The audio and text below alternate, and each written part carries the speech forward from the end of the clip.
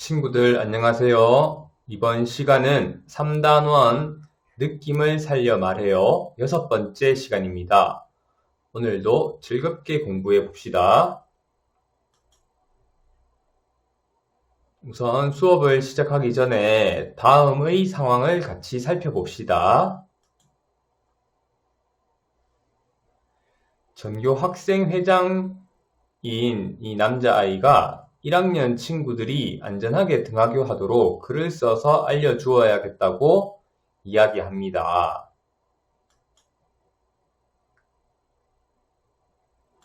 그래서 전교 학생회장이 1학년 친구들의 안전한 등하교를 위해 글을 썼네요. 다 같이 한번 읽어봅시다.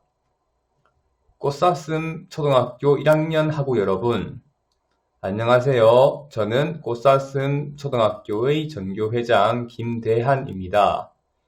2019년 통계를 보면 우리나라 인구 10만 명당 보행 사망자 수는 3.3명으로 OECD 평균 1명 대비 3.3배로 칠레 다음으로 높습니다. 영국 0.7명, 독일 0.6명 등과 비교하면 압도적으로 높은 수치입니다. 그러므로 학교 등하교 때 교통 질서를 잘 지킵시다. 1학년 학생이 이 글을 읽고 나서 반응이 어떤가요? 그렇습니다. 무슨 내용인지 잘 모르는 것 같아요. 왜 글을 읽은 1학년의 반응이 이럴까요? 네, 맞습니다. 글이 너무 1학년 학생이 읽기에는 어려운 내용이 많습니다. 전교회장이 1학년 학생이 알아듣기 쉽게 글을 쓰도록 해야겠네요. 그러면 전교회장이 읽는 사람을 고려해서 쓰지 못한 것 같은데 오늘 전교회장이 어떤 공부를 하면 좋을지 배운 문제를 정해봅시다. 네, 읽는 사람을 고려해 생각을 쓰는 방법에 대해 공부를 하면 좋겠습니다. 배운 문제에 따른 활동으로 글을 읽고 내용을 파악한 후 읽는 사람을 고려해 생각을 쓰는 방법 알기 순으로 공부해 보도록 하겠습니다.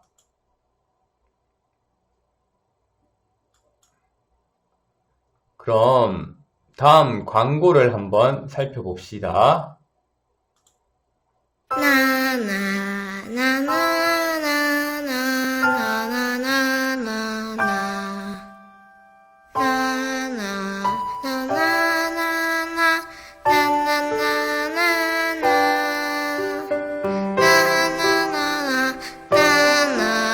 어느새 그들의 이야기가 우리의 이야기가 되고 있습니다. 더 늦기 전에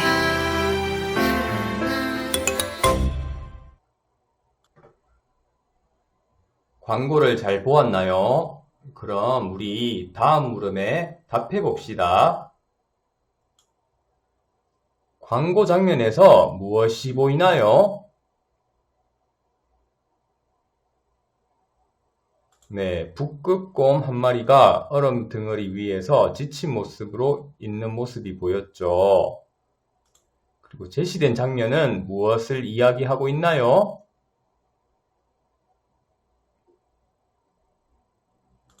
네, 북극의 빙하가 녹아서 북극곰이 살아가는 환경이 파괴되고 있다는 것이죠.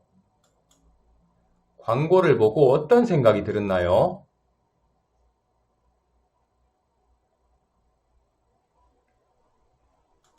네, 아마도 북극곰에게 미안한 마음이 들었고 환경을 보호해야겠다는 생각이 들었을 것입니다. 그럼 환경을 보호하기 위해 우리가 할 수 있는 일은 무엇일까요? 그렇죠. 학용품 아껴 쓰기, 음식물 쓰레기 줄이기, 재활용품 분리하기 등이 있겠죠. 이 외에도 더 많은 것이 있습니다. 그럼 이 광고를 만든 목적은 무엇일까요? 네, 광고를 보고 환경 파괴의 심각성을 깨닫고 환경을 보호하자는 생각이 들도록 하기 위함이죠. 광고는 어떤 사람을 대상으로 만든 것일까요?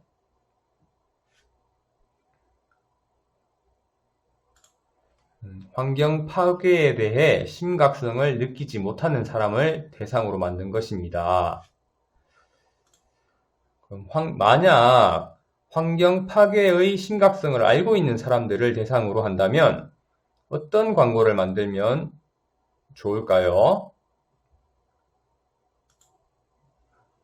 환경 보호를 실천하는 구체적인 방법을 안내하는 광고를 만들면 좋겠죠.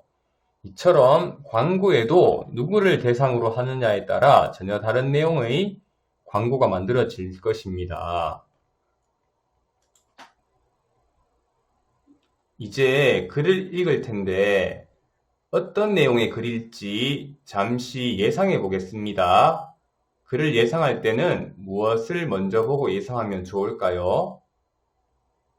네, 제목과 그림이나 사진 등을 보면 내용을 짐작할 수 있을 것입니다.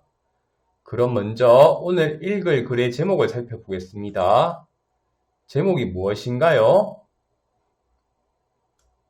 네, 생태마을 보봉입니다. 글 속에 나오는 그림이나 사진도 살펴보겠습니다. 보봉마을에 차 없는 그리 사진과 자전거랑 태양열판이 보이네요. 자, 이 두 가지를 보고 어떤 내용일지 짐작해 봅시다. 그럼 여러분들이 예상한 내용과 비교하며 교과서 106쪽, 107쪽을 읽어보도록 하세요.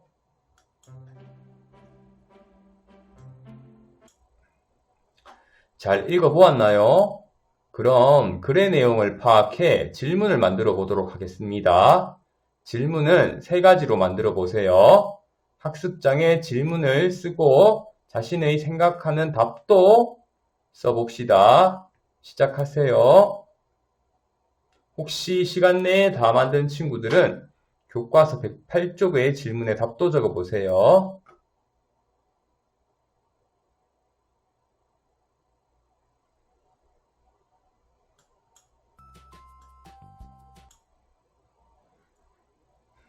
그럼 같이 질문에 대한 답을 한번 떠올려 보겠습니다. 생태마을이 되기 전에 보봉은 어떤 마을이었나요? 네, 오랫동안 군대가 머물러서 생기가 없던 마을이었습니다. 그럼 보봉을 생태마을로 가꾸려고 주민들은 어떤 것을 실천하기로 했나요? 네, 태양열을 마을의 주 에너지원으로 합시다. 자동차 사용을 줄이고 물을 아낄 수 있는 곳으로 만듭시다. 콘크리트를 쓰지 않는 곳으로 만듭시다라고 말하며 실천했죠.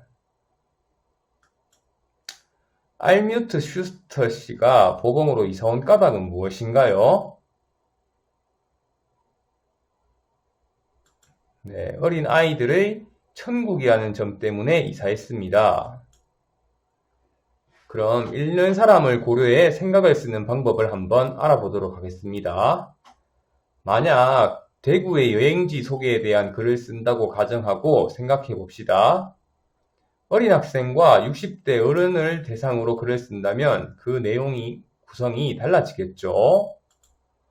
어린 학생의 경우에는 어려운 낱말, 한자어를 사용하면 이해하기가 어려울 것입니다. 또한 일반적으로 놀이기구 위주의 체험을 좋아하다 보니 그쪽으로 소개하는 것이 좋을 것입니다. 60대 어른의 경우 어려운 낱말을 사용해도 괜찮으며 풍경이 좋은 자연환경 관련 관광지를 소개해주면 좋을 것입니다. 이처럼 읽는 사람의 나이에 따른 관심도와 이해도 등을 글의 내용이 달라지므로 나이를 고려해서 글을 써야 합니다.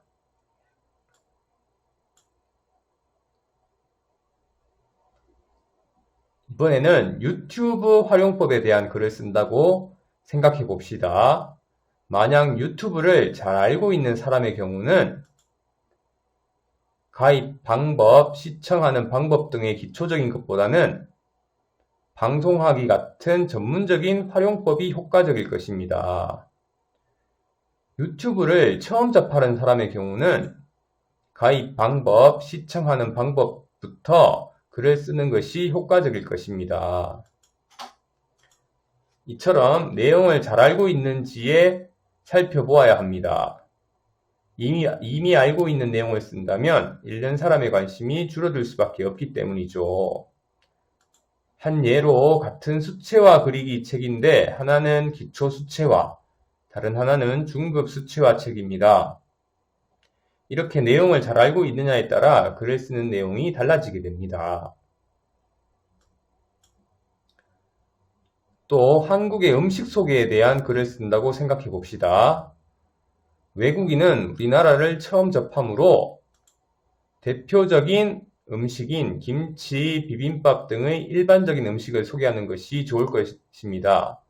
하지만 김치, 비빔밥 같은 이미 대표적인 음식을 많이 접한 한국인은 이런 소개의 글보다 지역의 특산물을 소개해주는 다양한 음식 문화에 대해 소개하는 글이 더 흥미를 느끼게 될 것입니다.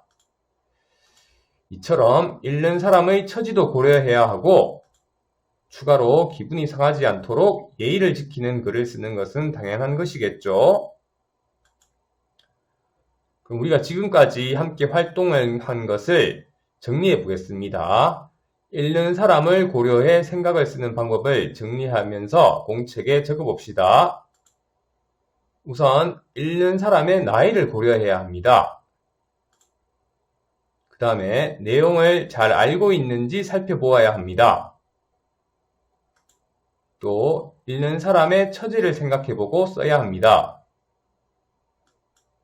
마지막으로 기분이 상하지 않도록 예의를 지킵니다. 자, 그럼 오늘 공부한 내용을 확인해 보겠습니다. 오늘 배운 문제가 무엇이었나요? 네, 읽는 사람을 고려하여 글을 쓰는 방법에 대해 알아보았습니다. 알게 된 점과 다짐을 학습장에 정리해 봅시다. 자, 오늘 공부는 여기에서 마치겠습니다. 다음 시간에는 오늘 방법을 배웠으니 실제로 읽는 사람을 고려하여 글을 써보도록 하겠습니다. 오늘도 좋은 하루 되세요.